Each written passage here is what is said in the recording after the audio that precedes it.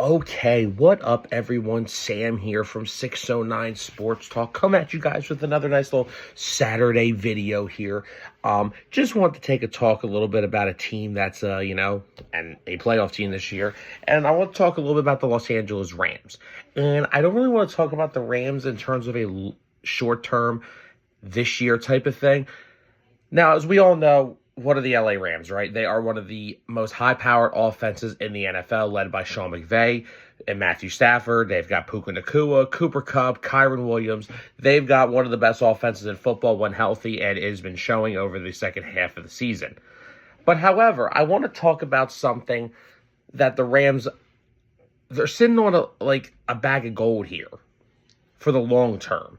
And what I really like about what I've seen from the Rams over the past month of the season, and what I really like about them heading into the long term, is their defense. And I know their defense they're not ranking in the top 10 in any categories. They're not really a fearful defense right now. But I think long term, from 2024 and beyond, it's 2025, but the 2024 season and beyond, I really think that they've got a very underrated young core on this defense. And the first thing has to do with his defensive coordinator, Chris Shula, who, the Rams defense, we knew this year was going to be in a transition. Raheem Morris goes to Atlanta to become the new head coach. They lose Aaron Donald, the face of the franchise, the face of their defense, to retirement. But they've done a very good job of adding to that front since Aaron Donald retired. Now, I just want to look at some core players that they have here. The first thing that just stands out to me so much when it comes to the Rams and their defense is they get after the quarterback. If you just look, they're led by, let's just look at Braden Fisk, their second-round pick out of Florida State. He's got 8 sacks on the year, 2 forced fumbles. So, he's had a great rookie year. He's just going to get nothing but better. But when you got a guy that comes in and gives you 8 sacks as a second-round pick right off the rip, that is such a great thing to see. Now, if you continue to look at their front seven, Kobe Turner, who they just drafted last year in 2023, he has 8 sacks this year and 35 total tackles. So he's having a very good second year in the league so far. If I'm looking here, I'm trying to see where would his stats from last year be. I don't see it. Let's see, what's this bring us to? Okay, here we go. So in 2023, he had 9 sacks. So he's actually right on pace with what he did his first year in the league. So he's off to a very good start with his first 2 years, tallying 17 total sacks. And the Rams kind of run a 3-4 defense. So when you have your ends like that getting to the quarterback in a 3-4, that's really big. That is very, very important.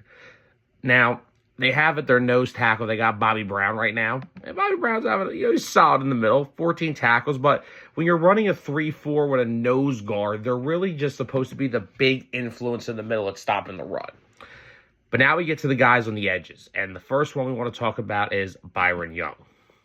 Now, Byron Young is another guy. He's got 7 sacks on the year and 33 total tackles. And he's still young, too. He was a 2023 draft pick as well. So these guys have a plethora.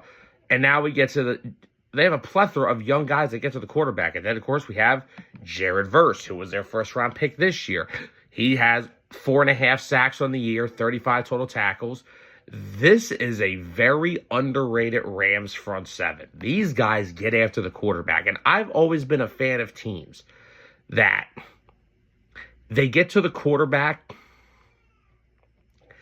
and they do it as a group. I love having, don't get me wrong, I love having the Myles Garretts of the world, the TJ Watts. But I've always been a fan of teams that get after the quarterback as a group. And when you look at this, Fisk has 8 sacks. Turner has 8. Byron Young has 7. Jared Verse has 4.5. They do it collectively and as a group. And that's a really good thing to see, especially versus a young team. They are young. Now, in terms of their middle linebackers, they have Christian Roseboom, who's actually enjoying a breakout season.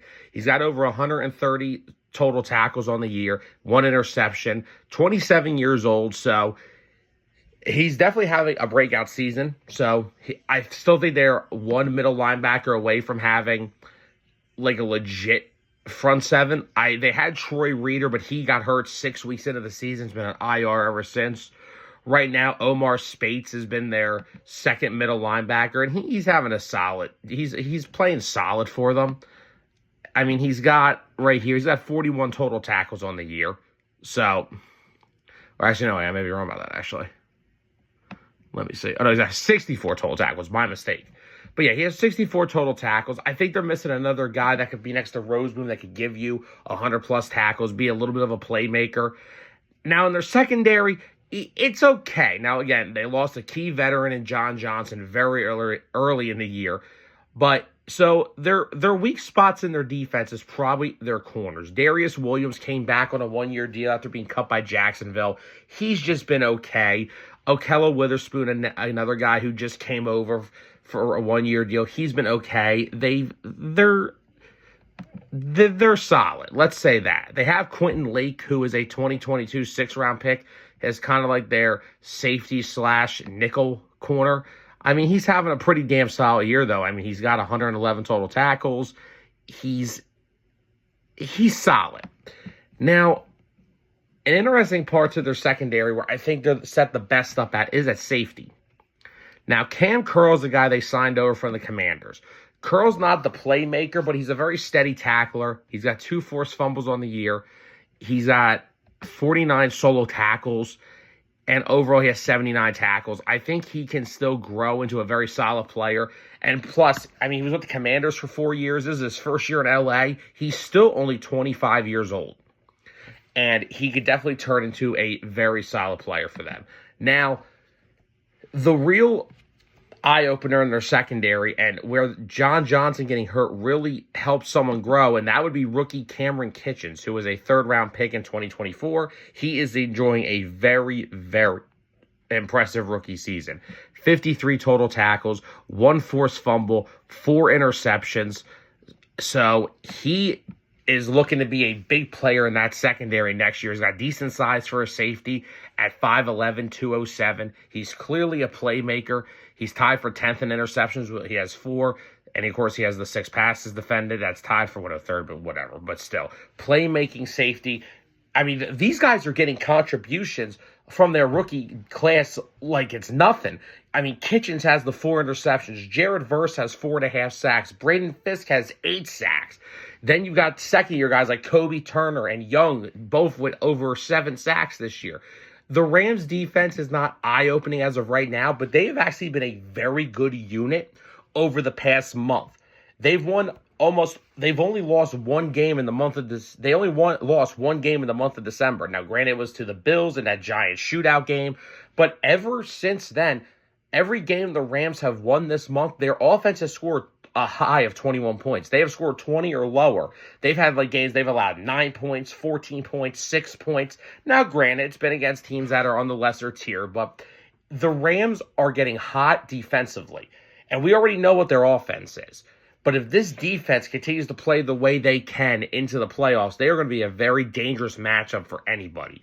But I want to look a little bit beyond 2024 with them. I like how this defense is set up long term. I think Chris Shula has done a very good job with this unit. Braden Fisk is having a good rookie year. Kobe Turner and Byron Young are having good sophomore years. Christian Roseboom is having a breakout year at middle linebacker. I still think they need another middle linebacker next to him to put together as a nice little duo there. Jared Verse is having a very strong rookie year. He's clearly a favorite for Defensive Rookie of the Year. Cam Curl and Cameron Kitchens are both having good years. They're both young safeties, so they could be the safety tandem next year. Quentin Lake is kind of like their in-between guy. He can play safety. He can play nickel corner. I'm looking at their depth chart. They have him slotted in as their free safety, but he's also in there as their nickel back, which is basically when he'll play the nickel, they'll have Kitchens come play the free safety role. So I think next year you could see Lake move into that nickel role permanently, and Kitchens could probably move into the full-time free safety. But I think this defense in the long term, it's just they need one more linebacker in the middle with Roseboom, and they just need 2 outside corners, and I think they need a little youth there. Akello's 28. Darius Williams is, I believe, he's 30, so they could use a little bit more depth at outside corner. They did bring in Emmanuel Forbes from Washington when he was waived, so maybe he factors into their long-term plan.